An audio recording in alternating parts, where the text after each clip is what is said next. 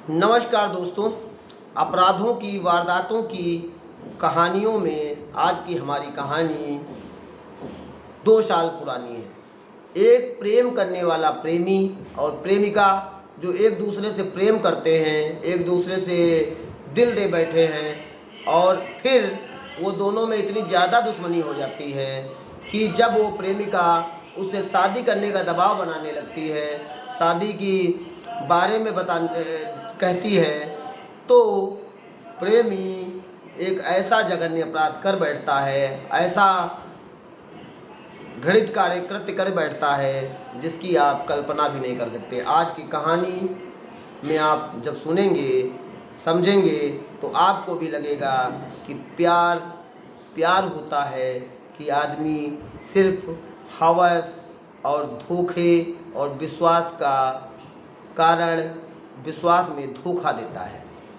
आज की कहानी हमारी राज्य है मध्य प्रदेश। मध्य प्रदेश का ज़िला है देवास और देवास का एक क्षेत्र है नेमावर। नेमावर थाने में 15 मई 2021 को भारती एक जो लड़की थी 24-25 साल की, वो थाने जाती है और थाने जाकर वो बताती है कि मेरे परिवार के 5 लोग 13 तारीख से गायब हैं। उनको बहुत ढूंढा गया है लेकिन वो कहीं पर भी मिल नहीं रहे हैं। तो बताती है कि हम लोग नेमावर बस स्टैंड के पास रहते हैं। मेरी माता का नाम ममता बलाई और अपनी 2 बहनें रूपाली व दिव्या और उसकी चचेरी बहन पूजा और चचेरा भाई पवन, 5 लोगों के गुमशुदगी की प्राथमिकी थाने में दर्ज कराती है। सभी लोगों का हुलिया, सभी लोगों की फोटोग्राफ थाना अध्यक्ष को दी जाती है। जब थाना अध्यक्ष 5-5 लोगों की गुमशुदगी की रिपोर्ट दर्ज होती है 17 मई 2021 को, तो पूरे देवास और नेमावर में एक खलबली टाइप की मच जाती है। पुलिस ढूंढना प्रारंभ करती है। वह रूपाली का नंबर भी लेती है। रूपाली का नंबर विभिन्न जगहों पर एक्टिवेट हो रहा था, जैसे कि होशंगाबाद, हरदा, खड़वा, चोटल, भोपाल, सीहोर, इंदौर, ग्वालियर। मध्य प्रदेश राज्य के विभिन्न क्षेत्रों में रूपाली का नंबर अलग अलग जगह पर अलग अलग तरह से इंस्टाग्राम, फेसबुक पर उस पर पोस्ट भी डाली जा रही थी और उसकी लोकेशन प्रत्येक दिन अलग अलग स्थान पर दिखाई पड़ रही थी। पुलिस नंबर के माध्यम से पता लगाना शुरू करती है। तो इनसे पूछा भी जाता है भारती से कि क्या इसकी कोई दुश्मनी थी या किसी से कोई लेना देना था या कोई कर्जा था या क्या कहानी थी जो ऐसा कृत्य या ऐसा कांड हुआ है। तो वो लोग बताते हैं कि किसी से कोई दुश्मनी नहीं थी, मुझे नहीं पता कि क्या हुआ है, लेकिन कहीं से भी पुलिस को ये सूचना मिलती है कि जो इसकी बहन इसमें रूपाली जिसकी उम्र 22 साल है वो भी गायब हुई है। उसका किसी लड़के सुरेंद्र राजपूत से उसका प्रेम प्रसंग था, जिससे वो प्रेम प्रसंग करती थी, प्यार करती थी। कहीं वही तो इस घटनाक्रम में इन्वॉल्व नहीं है, उसका ही तो कोई लेना देना या नहीं है, कोई ऐसा कारण तो नहीं है। ऐसे में तुरंत पुलिस सक्रिय हो जाती है, सर्विलांस के जरिए डाटा के निकालने का कोशिश करती है और फिर एक मुखबर से सूचना मिलती है कि फलाने जगह पर सुरेंद्र उपस्थित है। सुरेंद्र को जब थाने लाया जाता है, लगभग इस प्रक्रिया में पुलिस को 15-20 दिन लग जाते हैं, 25-30 दिन लग जाते हैं। उसके बाद सुरेंद्र मुखबर के माध्यम से पकड़ा जाता है और पकड़ने के बाद पुलिस जब इसको पकड़ती है तो 7 लोगों के खिलाफ मुकदमा दर्ज किया जाता है। सुरेंद्र राजपूत, उसका भाई वीरेंद्र राजपूत, मनोज करण, विवेक तिवारी और राजकुमार, 7 लोगों को निशानदेही पर उसके पकड़ा जाता है। और पकड़ने के बाद जो तथ्य सामने आएंगे, जो कहानी सामने आएगी, जो पक्ष सामने आएगा, तो आप भी सोचने पर मजबूर करेंगे। आदिवासी परिवार की जीविकार्जन के लिए शहर नेमावर में रहता था, बस अड्डे के पास। सुरेंद्र, उसी परिवार की एक लड़की रूपाली बलाई, जो कि पुलिस, वो भी सुरेंद्र के संपर्क में आती है। धीरे धीरे उसका प्यार परवान चढ़ता है। सुरेंद्र उसको सपने दिखाता है और सपने दिखाने में वो भी सपनों में हिलती मिलती चली जाती है। धीरे धीरे दोनों में प्यार इतना ज़्यादा परवान चढ़ता है कि दोनों एक दूसरे के साथ रहने की, जीने मरने की कस्में खाते हैं। लेकिन ये कस्में आगे चल के इसकी गुमशुदगी जो थाने में दर्ज हुई थी उसमें हत्या में परिवर्तित हो जाती है। फिर सुरेंद्र का विवाह किसी दूसरी लड़की के साथ तय हो जाता है। सुरेंद्र ये चीज़ चोरी से कर रहा था कि विवाह की जानकारी रूपाली को ज्ञात ना हो पावे।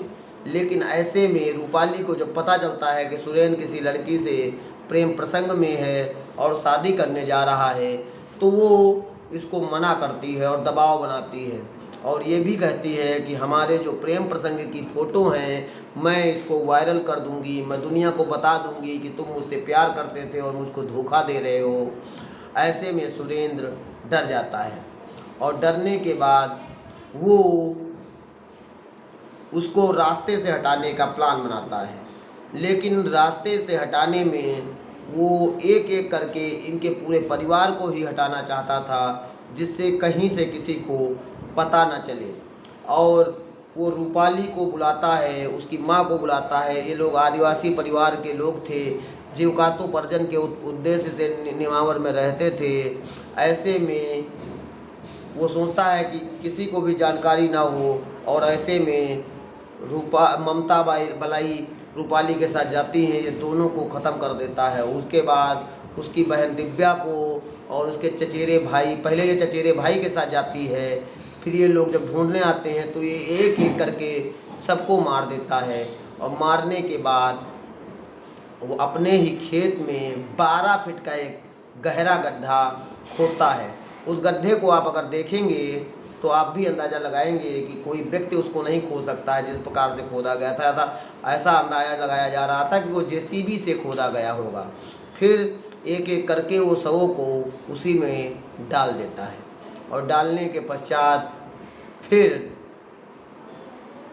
जो घटनाक्रम, जो वारदात, जो कांड सामने आता है, वो जब पुलिस को बताता है कि मैंने इसको रास्ते से हटाने का प्लान बनाया और फिर एक एक करके मैंने सबको मार दिया।